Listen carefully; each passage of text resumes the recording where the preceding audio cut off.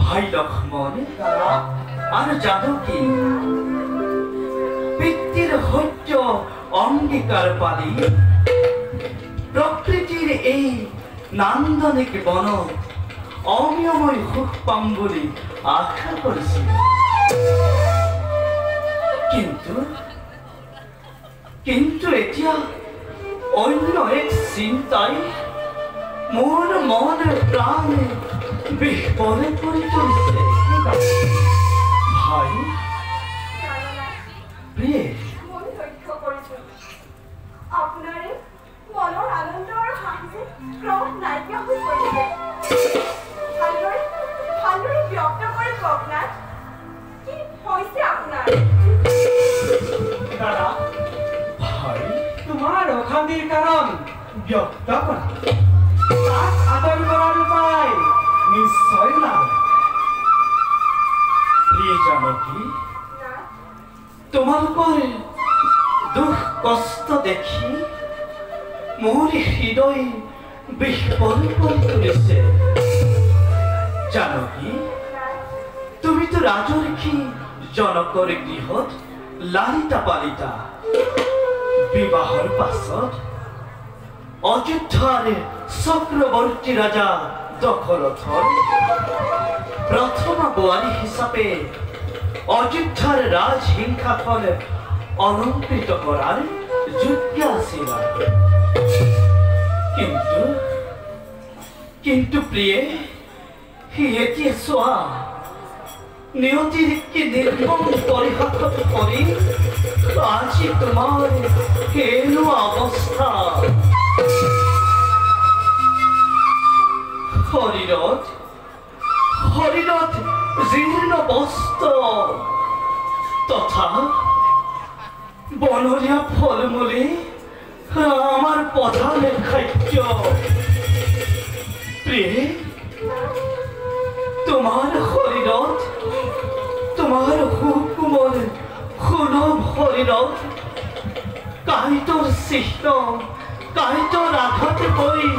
কিদৰে সহ্য কৰোঁ না মোৰ দৰে চিন্তা নকৰিব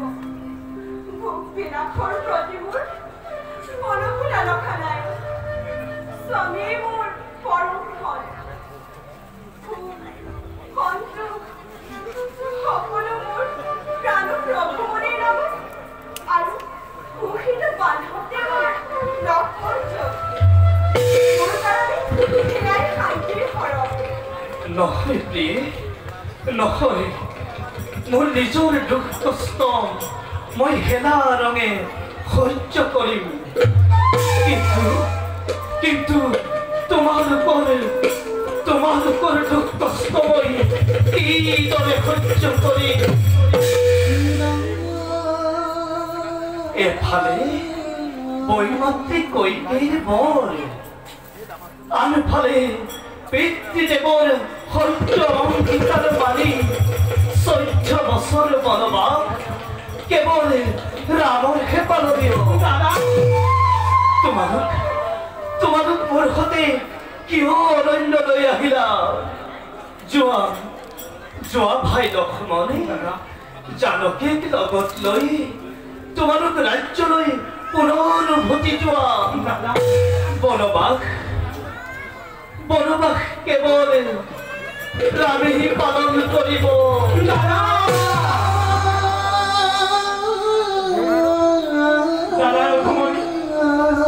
তোমাৰ সত্য আদৰ্শই আমাকো বনবাস খাটিবলৈ বাধ্য কৰালে লোকে শৰীৰৰ ৰক্ত দিও ৰাজভোগ অধিকাৰ কৰে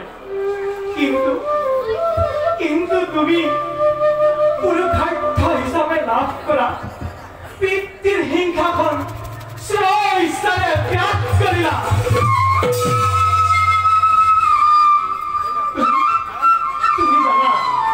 তুমি জানা দাদা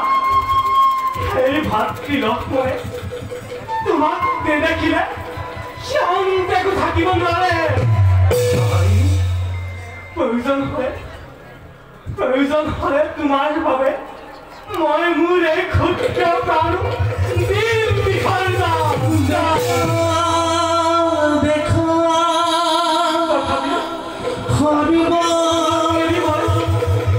নিজ ৰাজ্যালয় ভাবি নানা